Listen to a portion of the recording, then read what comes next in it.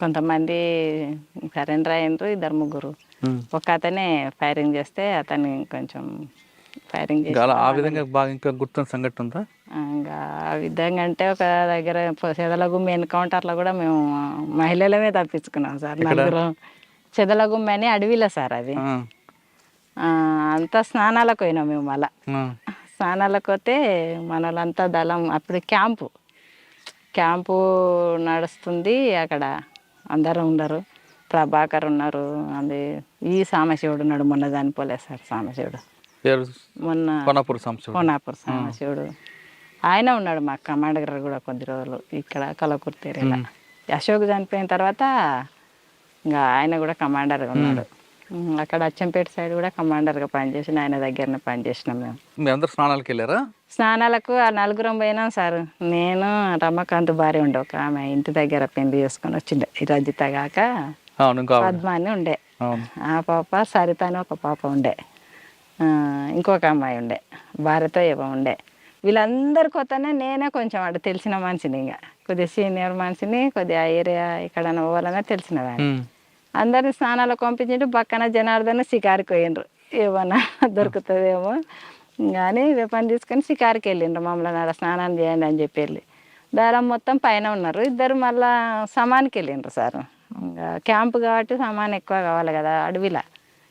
పెంటల అది ఏ ఊరో దగ్గరలో ఉంటుంది అక్కడ, చెంచు పెంటలు ఉంటాయి సార్. అట్లా దాటుకుంటా నడుచుకుంటూ వెళ్ళిపోయిండ్రు. ఇంకా కొంతమందే ఉన్నారు, బాగానే ఉన్నాం సార్. 30 మందికి ఎక్కువ ఉన్నాము, 30-40 మంది ఉన్నాము. ఇట్లా ఇక్కడ 3 బ్యాచ్లు ఇట్లా ఉన్నాము మేము. ఇంకా పోలీసులకు అప్పటికి క్యాంప్ జరుగుతుందనే విషయం తెలిసినా సార్ వాళ్ళకి. తెలిసి ఇట్లా సామాన్కు అక్కడిక్కడ పోయినాం కదా సార్ మేము. అయితే పోలీసు వాళ్ళు ఇక్కడ మేము దళం మొత్తం క్యాంప్ ఇక్కడ ఉంటే ఇక్కడ మధ్యలో వాగు ఉంటుంది సార్. ఇత్తల పోలీసు వాళ్ళు వచ్చి ఉన్నారు, అపోజిట్ గుట్ట మీద పోలీసు వాళ్ళు ఉన్నారు సార్. పోలీసు వాళ్ళు ఉంటే అప్పటికి మాకు తెలియదు, మేము కింద ఉన్నది వాళ్ళకి తెలియదు, వాళ్ళ పైన ఉన్నది మాకు తెలియదు. స్నానాలు చేసుకుంటాం మేము కూడా ఉన్నాము. వీళ్ళు షికారు పోయిన వాళ్ళకి కూడా తెలియదు సార్. తెలియకుంటే ఇంకా అక్కడ ఒకటి ఏంటంటే సమానికి వెళ్ళిన వాళ్ళు ఇద్దరు, విజయ్ అని ఉండే, విజయ్ ఇంకొక అతను. వాళ్ళు సామాన్ మూటలు ఎత్తుకొని వస్తుంటే పోలీసు వాళ్ళు చూసిండ్రు. మన వాళ్ళు ఈడెందుకుంటారు అవతల కదా ఉండేదని చెప్పి ఎమ్మడే సామాన్ పోయిన వాళ్ళు ఫైరింగ్ చేసిండ్రు. అప్పటికి మేము స్నానాలు చేసి క్యాన్లలో నీళ్ళు పట్టుకొని గుట్ట ఎక్కుతున్నాం సార్. ఇంకా పైకి క్యాంప్ మీదకి ఎక్కుతున్నాము. సరిత అని చెప్పి శ్రీకాంత్ భార్య ఇప్పుడు ఉంది సార్. ఇప్పుడు ఆ పాప ఎక్కడ? అచ్చంపేట ఈ ఐనూలు.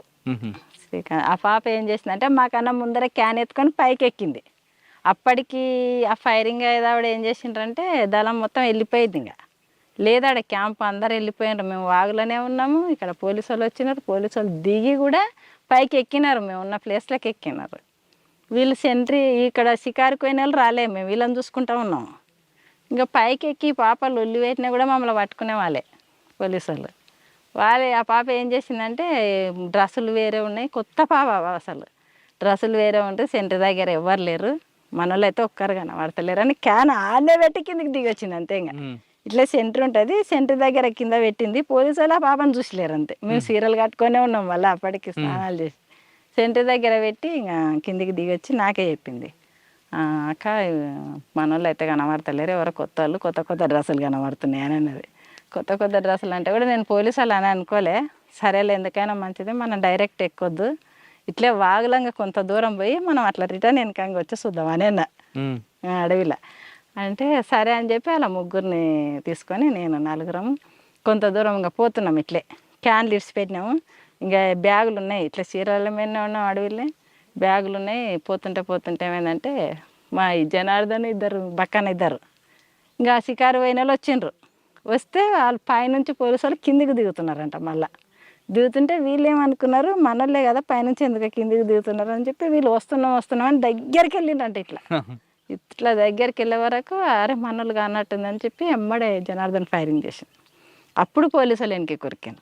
ఆ ఫైరింగ్ శబ్దం విని మేము ఇంకా మనోళ్ళు అయితే కాదు, పోలీసులో ఉంటుంది, మనోళ్ళు లేక ఇంటర్లే కొత్త డ్రెస్సులు అంటే ఫైరింగ్ అవుతుందని చెప్పి అప్పుడు అక్కడ నుంచి కొంత దూరం పోయి మళ్ళీ డ్రెస్సులు మార్చుకున్నాము. ఈ అడవిలో ఇట్లా చీరల మీద పోలేము మనం, డ్రెస్సులు అయితే మార్చుకోండి అని చెప్పి డ్రెస్సులు మార్పించినాయి.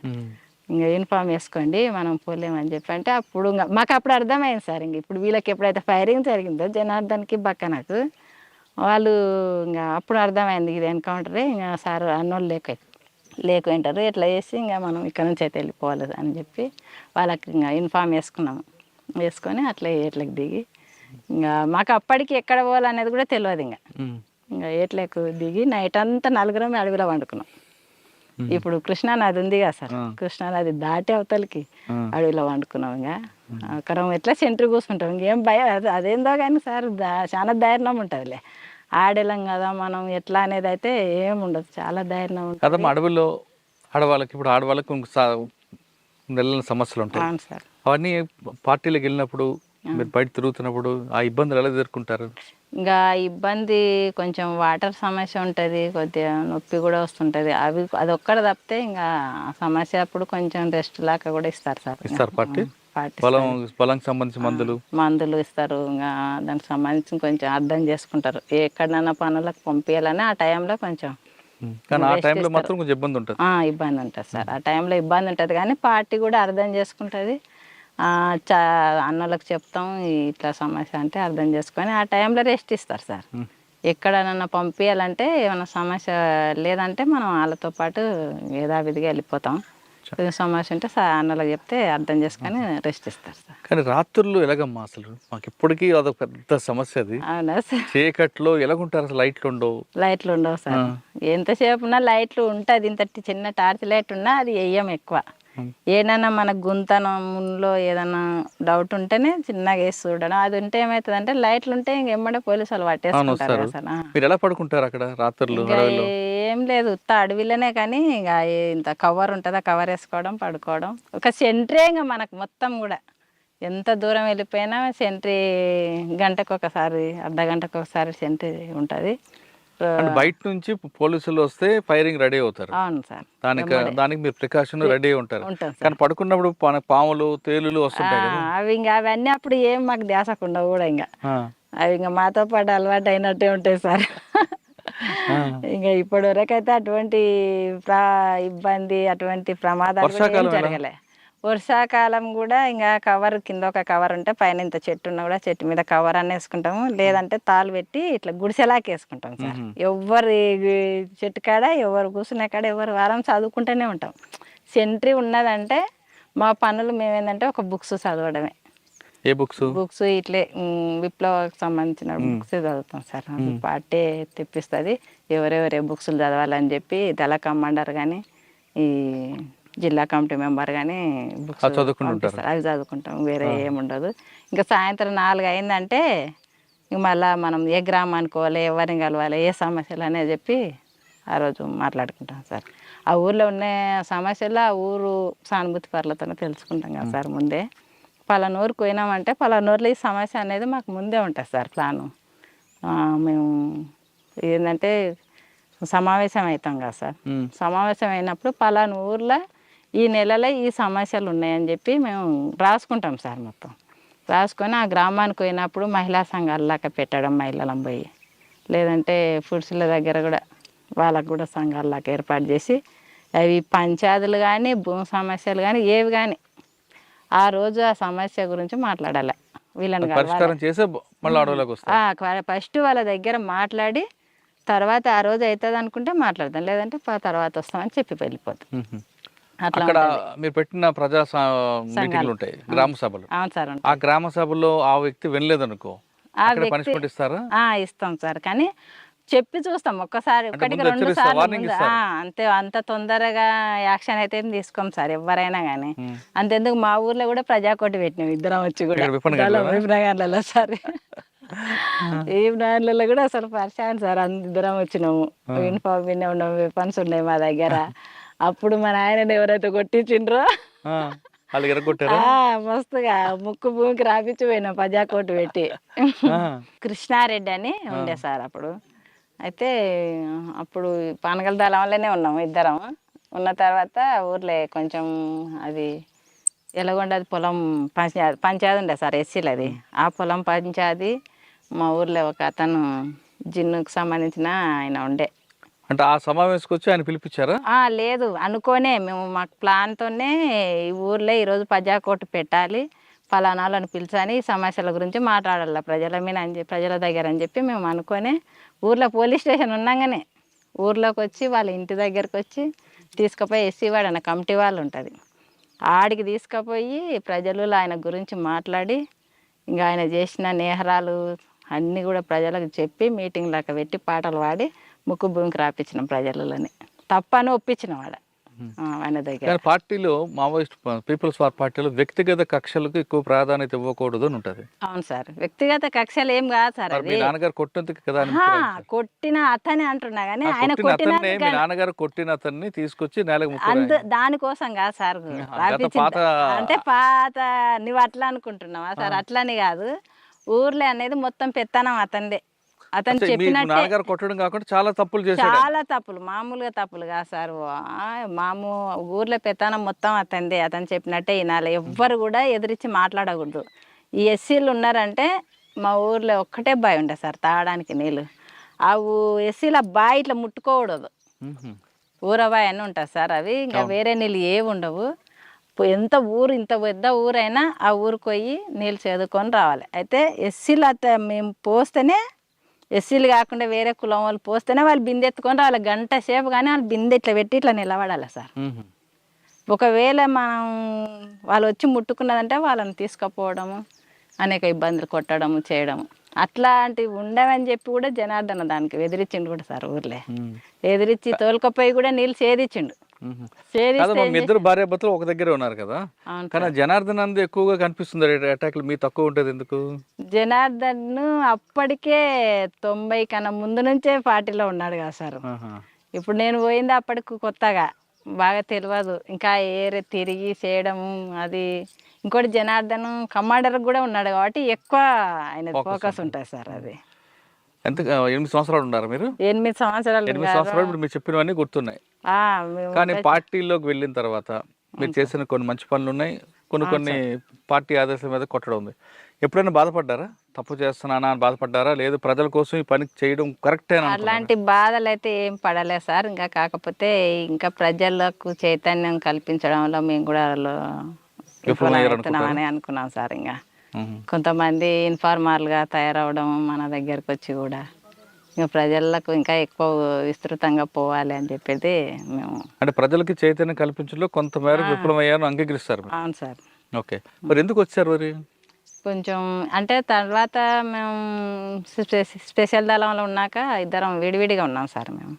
ఇంకోటి అనారోగ్య సమస్యలు కూడా నేను ఇక్కడ పానగాలి ఏరియాకి మళ్ళీ నన్ను రమాకాంత్ను పంపించిండ్రు సార్. నన్ను డిప్యూటీగా పంపించిండ్రు, రమాకాంత్ను కమాండర్గా పంపించారు. అయితే ఇక్కడ వచ్చిన తర్వాత కొంచెం హెల్త్ ప్రాబ్లం ఎక్కువ సార్. ప్లేన్ ఏరియా అండి, హెల్త్ ప్రాబ్లం వల్ల జనార్దన్ లోపలనే ఉన్నాడు. అప్పటికి అక్కడే ఉన్నాడు, కలకుర్తి దళ కమాండర్గానే ఉన్నాడు. చెప్పకుండానే నేను బయటికి మోనాయనలను కలిసిన. అవునా? పార్టీకి కూడా చెప్పలేదు. ఇంకా ప్రాబ్లం ఇంకా కొంచెం ఎక్కువ ఇబ్బంది అవుతుంటే ఇంకేం చేయాలి. మా ఊర్లో అంటే నాయన వాళ్ళని చేను దగ్గర పోయి కలిసిన. ఊర్లోకి వచ్చి ఇంకా నాయన ఊర్లో వెంకటేశ్వర సార్ ఉండే సార్, మొన్న వచ్చి లేకుండే సార్ డిఎస్పీకి వచ్చి ఆ సార్ దగ్గర పోయి నాయనలు మాట్లాడి సరెండర్ చేయించారు. ఆర్కే మీనా దగ్గర. అప్పుడు మీకు రావాల్సింది ఇచ్చారా? అప్పుడు ఏమి ఇవ్వలేదు సార్, మాకు 5,000 ఇచ్చిండ్రు. అంటే ఇమీడియట్ రిలీఫ్ అది. తర్వాత ఏమి ఇవ్వలేదు సార్. జనార్దన్ వచ్చినాకైనా అవే ఇచ్చిండ్రు మాకు. మీరు బయటకు వచ్చారు జనార్దన్ చెప్పకుండా, మరి ఎప్పుడు చెప్పారు జనార్దన్కి? నేను సరెండర్ అయినాక చూసుకున్నారు అంతే, చెప్పడానికి ఏముండదు కదా సార్. ఇంకా బయటకు వచ్చిన తర్వాత మళ్ళీ పోతే ఏంది దళం దగ్గరకు పోయి మాట్లాడి మళ్ళీ ఏమైనా పర్మిషన్ ఇస్తే అప్పటికి ఫోన్లు కూడా లేవు సార్ మాకు. మేము 2002 కాబట్టి తీసుకొచ్చారు బయటికి. నేనేం తేలేదు సార్ లోపల. ఇంకా ఏం జరిగిందో వాళ్ళకే తెలవాలి, నేనైతే లేను కదా. ఏం లేదు అప్పుడు, ఎవరి ఇష్టం అది, ఎవరి అభిప్రాయం వాళ్ళది. అట్లాంటి కోపాలు అయితే ఏమి ఉండవు. బయటకు వచ్చిన తర్వాత పోలీసు వేధింపులు లేవు? లేదు సార్. ఆయన పిలిపించు బయటికి రా అని. ఒకసారి 2 సార్లు అయితే అక్కడ అటాక్ జరిగి జనార్దన్ తప్పించుకున్నాడు అని చెప్పి శ్రీనివాసులు సార్ పిలిపించి స్టేషన్ కాడికి. నీకు తెలుసా అమ్మ ఇట్లా జనార్దన్ పట్టుకుంటే తప్పించుకొని పోయిండు సరిగా అని చారగొండ దగ్గర అని అన్నాడు సార్. అంటే తెలియదు సార్ నాకు అని అన్నా. అంటే పట్టుకుంటే కొంచెం మిస్ అయ్యిండు అని చెప్పిండు సార్ పిలిచి. అంటే తెలియదు సార్ నాకు అన్నాను అంటే ఇంకా పిలిపించి తీసుకురండి రమ్మని అనేది పెద్ద వేధింపులు అయితే పెట్టలేదు సార్. వస్తే బాగుంటుందమ్మా అని అంటే మాకు తెలియదు కదా సార్, మాకు కలుస్తారా అని చెప్పి అన్నాను సార్. అంటే బయటకు వచ్చిన తర్వాత ఇంకా పార్టీతో సంబంధం లేవు? లేవు సార్, పార్టీతో సంబంధం పార్టీ కూడా మీకు రమ్మని ఎప్పుడు లేదు, ఆ సంబంధాలు అయితే పెట్టుకోలేదు సార్. ఇంకా మా బతుకు మేము బతుకుతున్నాం. నేను టైలరింగ్ వచ్చిన తర్వాత అయినా ఇద్దరం, నేను వచ్చిన తొందరలోనే వచ్చిండు సార్ బయటికి కూడా. 2002లోనే వచ్చిన, అతను కూడా 2002లోనే అంత 3 నెలలుగానే ఉన్నాడో ఏమో సార్ బయటికి వెళ్ళి వచ్చిండు. ఇంకా మాకు ఆర్థికంగా కూడా బాగానే ఇబ్బంది పడ్డాం సార్ వచ్చిన తర్వాత మేము. కాదమ్మా, బయటకు వచ్చాక చాలా మంది నక్సలైట్లు, మాజీ నక్సలైట్లు సెటిల్మెంట్ చేసుకుంటూ రియల్ ఎస్టేట్ చేస్తుంటారు. మరి మీరేంటి సింపుల్గా ఉన్నారు? మేము ఇంకా అట్లాంటివి చేయలేము సార్. మేము పార్టీలా పనిచేసి అంత అవినీతిగా చేయలేము. కానీ ఇదే మహబూబ్నగర్ జిల్లా నుంచి కొంతమంది మాజీ నక్సలైట్లు ఒక సెటిల్మెంట్ చేసుకుని గ్యాంగ్ తిరిగి చేసుకున్నారు. అవి మాకు నచ్చదు. ఇంకా మీకు ఎప్పుడైనా ఫోన్ చేశారు వాళ్ళు? నయ్యం లాంటి లేదు సార్, ఎప్పుడు ఫోన్ లేదు. మేము అటువంటి దాంట్లోకే దూరంగా ఉన్నాం సార్. మేము ఇంకా ఇంత పొలం ఉంది, ఒక 4 ఎకరాల పొలం, అది చేసుకుంటాం. టైలరింగ్ వస్తుంది నాకు. కొద్ది రోజులు మొత్తం నేనే టైలరింగ్ గుట్టే నడిపిన సార్. ఇంట్లో కుటుంబాన్ని నడిపించిన. 2 ఆడపిల్లలు ఉన్నారు సార్. ఇప్పటికైనా నేను టైలరింగ్ చేసుకుంటే ఫామ్ చూసుకుంటా నేనే. ఇంకా అతను ఇట్లా బయట తిరుగుతుంటాడు. మీరు అంత గట్టిగా నిలబడి అంటే ఎక్కడ అంటే దారి మళ్లించకుండా, అంటే వేరే రియల్ ఎస్టేట్లో చేయడం అని కాకుండా టైలరింగ్ చేసుకుంటూ కుటుంబాన్ని నడుపుతారు. కొంతమంది మహిళలు ఏదో చిన్న చిన్న కష్టాలకే మొత్తం జీవితం అంతా కోల్పోయిన బాధతో ఆత్మహత్య చేసుకుంటుంటారు, పిల్లల్ని అనాథాలు చేసి. అటువంటి వాళ్ళకి మీరు ఇచ్చే మెసేజ్ ఏంటి చెప్పమ్మా? అటువంటి వాళ్ళకు ఎవరైనా కూడా అట్లా ఆత్మహత్య చేసుకోవడం వల్ల పిల్లలు చాలా ఇదిగా ఇబ్బంది అయ్యి అనాథాలు అయిపోతారు. ఎవరు కూడా అటువంటివి చేసుకోవద్దు. ధైర్యంగా నిలబడి కొట్లాడి సాధించాలి. కానీ మనం చనిపోయిన తర్వాత సాధించేది ఏముండదు సార్. ఎవరికైనా నేను చెప్పేది ఇదే, వచ్చేది సమస్యలు మనకే వస్తాయి. ఇప్పుడు సరెండర్ అయినామంటే ఊర్లలో ఒక రకంగా చూస్తారు సార్. అవి ఇంతకుముందు ఎంత ధైర్యంగా ఉన్నామో ఇప్పుడు మనలో చూసి ఏదో రకంగా చూస్తారు. కాబట్టి మనం వాళ్ళకి ఇంకా వాళ్ళని అర్థం చేసుకొని వాళ్ళకి చెప్పే విధంగా ఉండి మనం మన పిల్లలను మనం ధైర్యంగా చెప్పుకొని వాళ్ళని చదివించుకోవడం, ధైర్యంగా నిలబడి కొట్లాడాలా ఎదుర్కోవాలనేది. కొంతమంది మీరు ఇందాక అన్నట్లుగా గ్రామస్తుల్లో మాజీలు వచ్చారంటే డబ్బులు మూటలతో వస్తారని ఒక అప్పుడు కొంతమంది అట్లా ప్రచారం చేసిండ్రు సార్. అలాంటి డబ్బులు అయితే మేము ఒక్క రూపాయి కూడా ఇట్లా ఉన్నాయి కూడా పార్టీకి అప్పచెప్పి వచ్చిండు సార్. నిజాయితీగా మనం అట్లా పోతున్నాం, మన చేత కాకుండా పోతున్నాం కాబట్టి మనం పార్టీకి ఎలాంటి అన్యాయం చేయొద్దు. ఇట్లాంటివి తీసుకెళ్ళడం కరెక్ట్ కాదు. మనం ఇన్ని రోజులు పార్టీలో పనిచేసి నేర్చుకునేది ఇదేనా మనం అనే దాంతోనే మేము ఇంకా పార్టీకి అప్పచెప్పే వెళ్ళొచ్చాడు సార్ జనార్దన్. అయితే మొత్తం నడిపించింది కూడా జనార్దనే. అక్కడ కలకూరు తేరేలా ఇక్కడ మొత్తం డిస్ట్రిక్ట్లో కూడా పార్టీని అక్కడ కాంట్రాక్టుల దగ్గర డబ్బులు వసూలు చేసేవి. ఫైనల్ గా చెప్పమ్మా, నేను మాజీల గురించి అడగట్లేదు. ఇప్పుడున్న యువత చిన్న చిన్న గొడవలకి, చిన్న చిన్న ఇష్యూలకి గొడవలు పడడం, భార్యాభర్తలు విడిపోవడం, కుటుంబాంతో చాలా గొడవలు వస్తుంటాయి. చిన్న చిన్న విషయాలకి విడిపోవడం, ఆత్మహత్యలు చేసుకోవడం, కోర్టుకు వెళ్ళడం, ఇటువంటి సంఘటనలు చేస్తుంటారు కొంతమంది. అంటే కేవలం మహిళలే కాదు, పురుషులు కూడా తయారయ్యారు. కుటుంబం అంటే భార్యాభర్తలు అంటే నమ్మకం అనేది ప్రధానం. ఈ నమ్మకం లేకపోవడం వల్ల వచ్చే గొడవలకి కొంతమంది విడిపోవడాలు చేస్తుంటారు. ఆ విధంగా విడిపోవాలనుకున్న వాళ్ళకి, లేదు ఆత్మహత్య చేసుకోవాలనుకుంటున్న వాళ్ళకి మీరు ఇచ్చే మెసేజ్ ఏంటి? ఇప్పటికి కూడా మేము గ్రామంలో ఉన్నామంటే ఊర్లో ఉన్న సమస్యలు మా ఇంటికి వస్తాయి సార్. ఈ భార్యాభర్తల సమస్యలు కానీ, మేము మొత్తం మీద భార్యాభర్తల సమస్యలు ఖచ్చితంగా మా గ్రామంలో జరిగేటి ఖచ్చితంగా మా ఇంటికి వస్తాయి.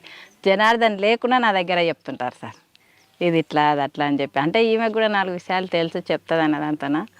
కాబట్టి వాళ్ళకు మాకు తెలిసినంత వరకు కూడా ఇట్లాంటి దాంట్లకు మీరు కుసించిపోయి భార్యాభర్తల మధ్య చిన్న చిన్న సమస్యలు పెద్ద దాంట్లుగా చూసి ఒకరికొకరు అర్థం చేసుకోకపోవడం వల్లనే ఇక్కడ సమస్య అనేది ఇద్దరి మధ్యలో వచ్చి ఇట్లా కోట్ల వరకు వెళ్తున్నారు సార్. ఇట్లాంటి రోజు మా ఇంటి దగ్గరకు వచ్చే సమస్యలే సార్ ఇవి.